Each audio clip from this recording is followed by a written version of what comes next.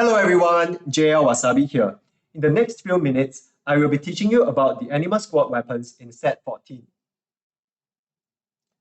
As promised, I am doing a video on the Anima squad weapons as I realized that the weapons are a lot more important than I thought it would be. Therefore, the weapon choices that you make will also influence the strength of your comp. To recap, Vertical Anima Squad is played as a fast 8 comp in order to activate 7 Anima Squad by aiming to obtain their 4-cost units, Leona and Zaya at level 8. At each trait breakpoint, 3, 5, and 7 Anima Squad, you will be able to choose between 2 weapon choices as shown in the screenshot here. These 2 weapon choices are randomized out of the 3 possible weapon choices for each tier.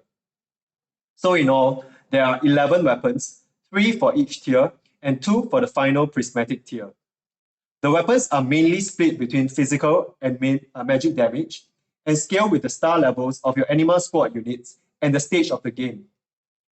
While Anima Squad is generally not a reroll comp, it is still therefore advised to make sure all your units are at least upgraded to 2-star. Lastly, it is important to fit in as many Anima Squad units as possible, such as using Garen mods, as well as tank units, so that more Anima Squad units survive to fire off the weapons that occur at a fixed time interval. These are the 11 Anima Squad weapons that are available right now.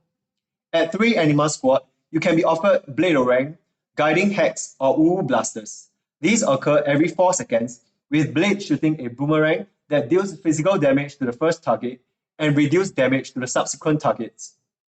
Guiding Hex deals magic damage to 3 random targets in range, and Uwu Blasters dealing physical damage to 1 target. At 5 Anima Squad, you can be offered Animines, Searing Shortbow, and Vortex Glove that all occurs every 5 seconds. Animines dealing physical AoE damage, while Searing Shortbow does magical AoE damage over time, and Vortex Glove deals multi-magic damage reduced for each enemy hit. At 7 Anima Squad, you can be offered Gatling Bunny Guns, the Annihilator, and Tornadoes. These weapons damages the whole board and occur every 6 seconds, other than the Gatling Guns that happen every 5.5 seconds. Gatling Bunny Guns deal high physical damage in a cone, just like Miss Fortune's ultimate, though we are not sure why Miss Fortune is not in Anima Squad this time. The Annihilator deals percentage max health true damage, which is the only true damage weapon on the list, while Tornadoes does magic damage over time. The final 2 weapons on the right are the ultimate weapons obtained at 10 Anima Squad. Final City Transit summons trains that run through the whole board, dealing high damage and executing the low health enemies by carrying them out. Not sure why they chose trains, I would have preferred bunnies over trains for sure. Surprise Supply Drop basically airdrops radiant items onto your units every 8 seconds. If your units are fully itemized, it will just turn their items into radiant items. Final City Transit looks stronger for sure, as 8 seconds is quite a long time to slowly turn your items radiant. Next up, I will be showing you the tier list for the Anima Squad weapons. But first, these are the principles to keep in mind when choosing the weapons in general. Physical damage is preferred as your Anima Squad focuses on AD damage due to Zaya being your main carry. Thus, there is likelihood for Even Shroud and Last Whisper to be made that provides Sunder to increase the physical damage from the weapons. We should also choose single target damage over AoE or damage over time, since it is better to one-shot your targets and kill them than to leave them all with low health. You should also choose weapons that occur at a higher rate in general.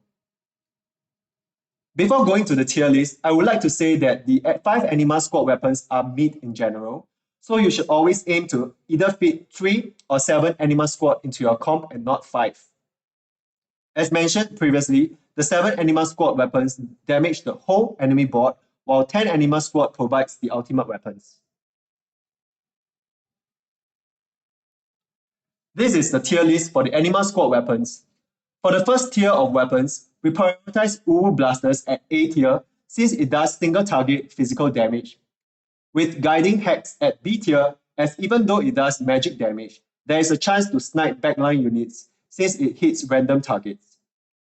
Don't choose Blade Orang for now at C tier since it does split target damage. For the second tier of weapons that I previously said are just mid, Anima is a slightly better option at B tier since it does physical damage even though it is AoE. Vortex Glove and Short Bow are both C tier as they deal AoE magic damage, with Short Bow being slightly worse since it is damaged over time as well, and enemies can walk out of the area sometimes. At 7 Anima Squad, Gatling Bunny Guns is the obvious S tier as it does high physical damage while occurring at 5.5 seconds instead of 6.